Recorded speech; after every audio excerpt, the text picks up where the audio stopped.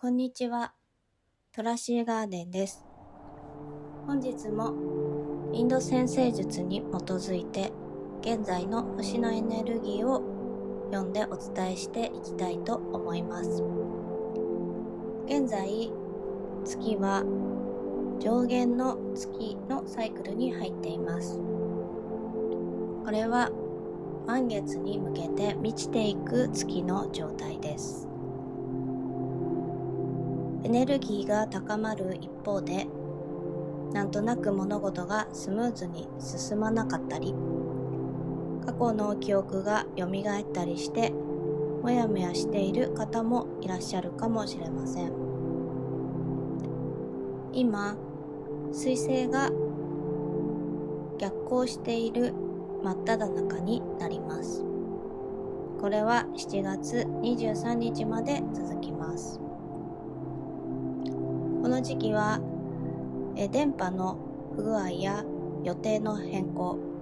コミュニケーションのミスなどが起こりやすいと言われています。この彗星はポジティブな状態で逆行していますので、頭の回転やスピーチなどには良い影響を与えますが、そのエネルギーは不安定さを伴っています。この上弦の月のパワーと水星逆行が重なる今は、前に進むためにあえて過去を整理するというタイミングになっています。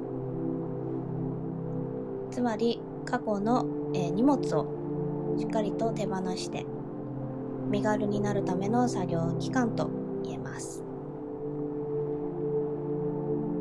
前回の新月では再スタートという大きなテーマがありました。ここから改めて始めていこうと何か決意をされ、一歩を踏み出した方もいらっしゃるのではないでしょうか。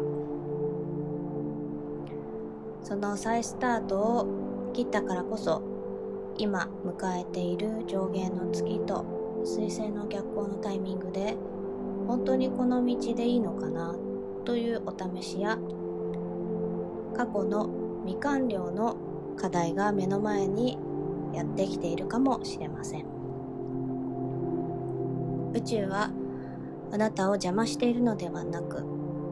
新月で決めた再スタートをより強固で確かなものにするために、ここで一度過去の荷物をきれいに整理しておこうねと声掛けしてくれているエネルギーになっています。ですから、もし今迷っている状態でも大丈夫です。そのプロセスの中にいるということになります。この彗星が逆行している時期は、新しい計画を邁進して進めていくよりも、昔好きだったことを改めてもう一度やってみる、過去のやり残しを片付ける、こういったことに最高の恩恵があります。焦って答えを出そうとせずに、上弦の月の成長のエネルギーを内側の整理に使ってみてはいかがでしょうか。そして今、幸運の星である木星は12年に一度の最もエネルギーが高まる場所に滞在しています。このポジティブな木星が私たちに伝えているのは、あなたはそのままで完全に守られているよという絶対的な安心感です。この木星のポジティブなエネルギーの恩恵は今年の10月まで続きます。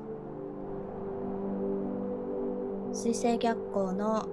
影の部分である焦りや不安に襲われたら、胸に手を当てて深く深呼吸をしてみてください。外側の成果を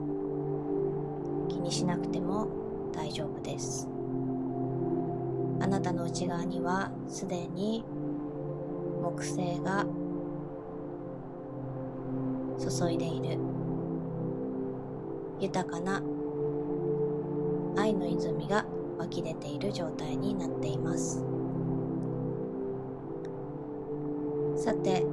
天体はこの水星逆行のデトックスを経て、29日には素晴らしい満月を迎えます。その時に必要なメッセージは29日の少し前にお届けしますので、ぜひ楽しみに待っていてください。水星逆行の時期は、自分のこれまでの人生のパターンを振り返る、再評価するのに適した時期とも言えます。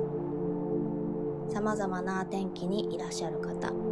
ご自身の才能や使命などを見てみたい方、個人セッションを行っております。11月まではお得にセッションを受けられますので、ぜひ気になる方は魂の設計図を確認しに来てください。気になる方は詳細を概要欄からチェックしてみてください。最後まで聞いていただきありがとうございました。面白かった、参考になったよという場合は、高評価やフォローで応援していただけたらとっても励みになります。ではまた次回の配信でお会いしましょう。トラッシーガーデンでした。